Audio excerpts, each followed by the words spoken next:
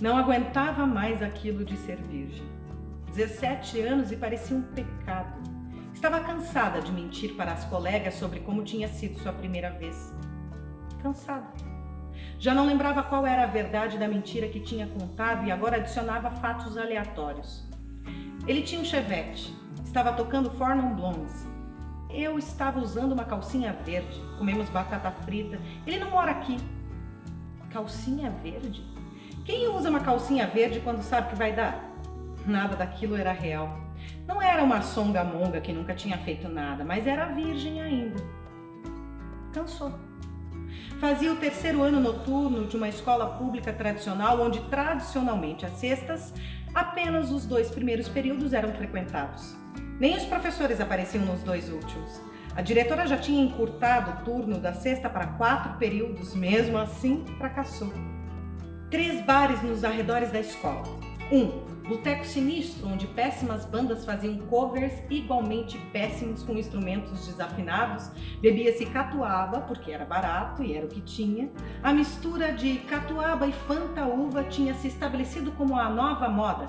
Havia a certeza de que ali começaria a degradação do fígado daquela geração. 2. Bar de skatista, onde se vendia cerveja por preço razoável e todos os tons de licor Bols. Consumiam-se drogas ilícitas diante dos olhos de todos, sendo que maconha era mais comum.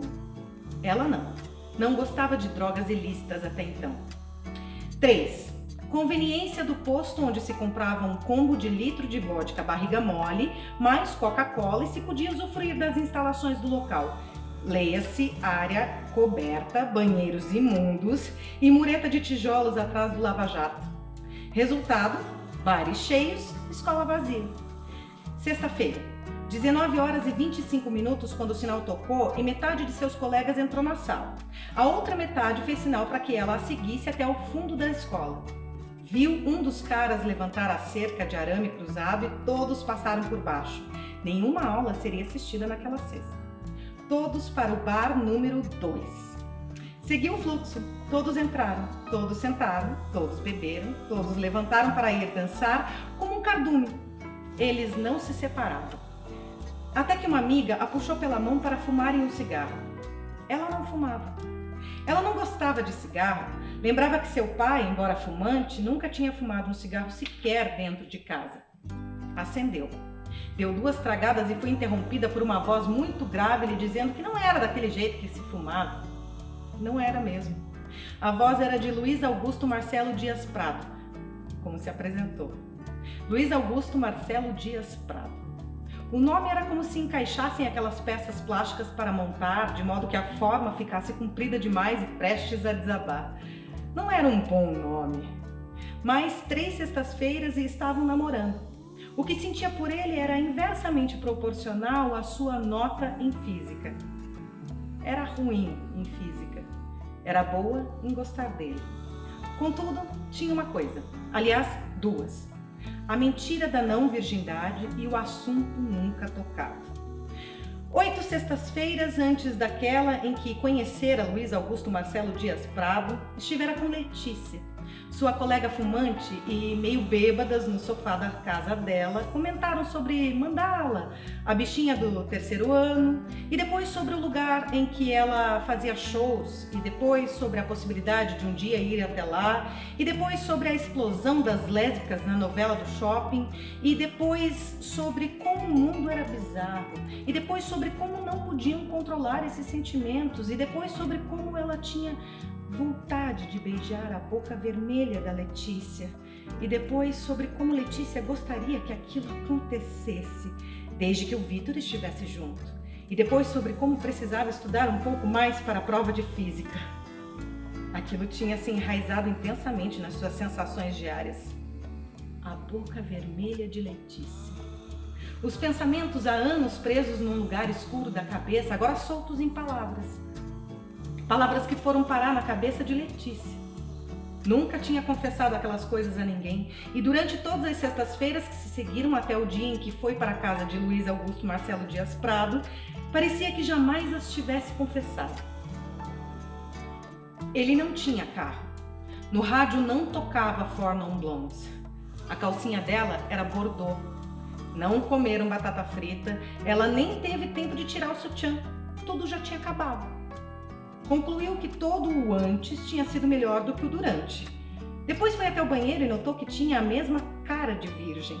Uns cabelos pretos escorridos para trás das orelhas, nada de maquiagem, ombros pontudos de tão magros, um pouco de sangue entre as coxas. Saiu do banheiro gostando muito mais de física do que antes e pediu para ir embora.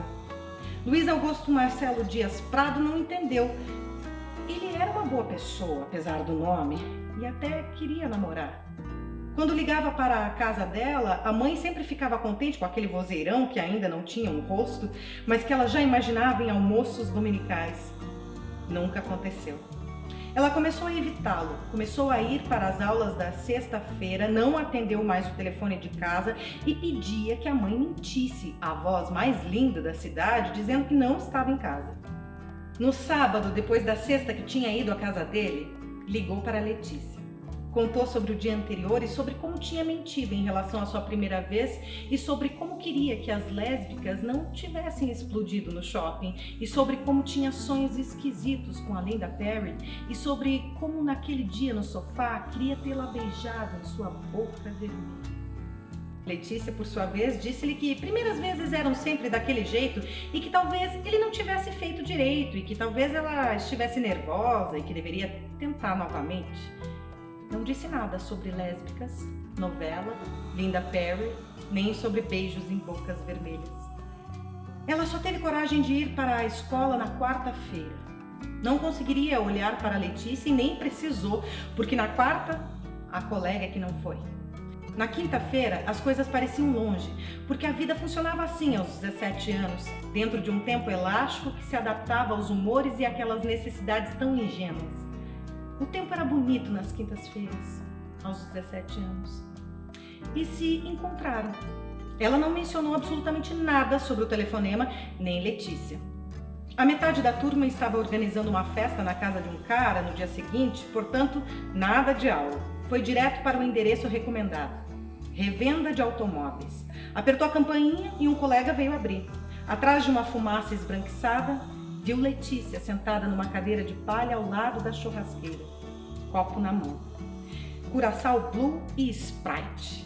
Naquela época, Curaçao com Sprite era infinitamente superior a catuaba com Fanta uva ou Coca com vodka de garrafa plástica. Hoje se equivale. Todos entraram, todos sentaram, todos beberam, todos comeram, todos beberam novamente, todos levantaram para dançar, todos beberam mais. Como um cardume, não se separavam. Até que Letícia a puxou pela mão para fumarem um cigarro. Ela arrastava os pés no cascalho enquanto Letícia procurava nos bolsos da jaqueta a carteira de cigarro mentolado. Letícia sacudiu alguma coisa na frente de seus olhos. Era uma chave. No chaveiro estava escrito Voyage Verde Musgo. Encontraram. Letícia abriu a porta e foi para o banco de trás. Ela seguiu, procurando não ser enganada por uma expectativa que seria apenas sua. Não tinha um carro nem idade para dirigir. O Voyage não tinha rádio, portanto não tocava Four Non Blondes. A calcinha de Letícia era roxa e tinha uma renda. A dela era cinza e o algodão estava esgarçado para além dos limites do bom senso. Nenhuma das duas teve tempo de tirar o sutiã. Foi tudo desajeitado, como são geralmente as primeiras vezes, cheias de dentes que batem em movimentos de desencaixe. Ouviram o Vitor gritar que o Moisés estava mamando 1 litro de cachaça de butiá. Saíram do carro e pegaram o Rodrigo e a Bruna atrás de um Tempra, erguendo as calças e baixando a blusa, respectivamente. Ninguém viu, ninguém comentou, nem elas mesmas. A Letícia seguiu namorando o Vitor até o fim do ano. A turma continuou matando aula às sextas-feiras. E ela passou em física.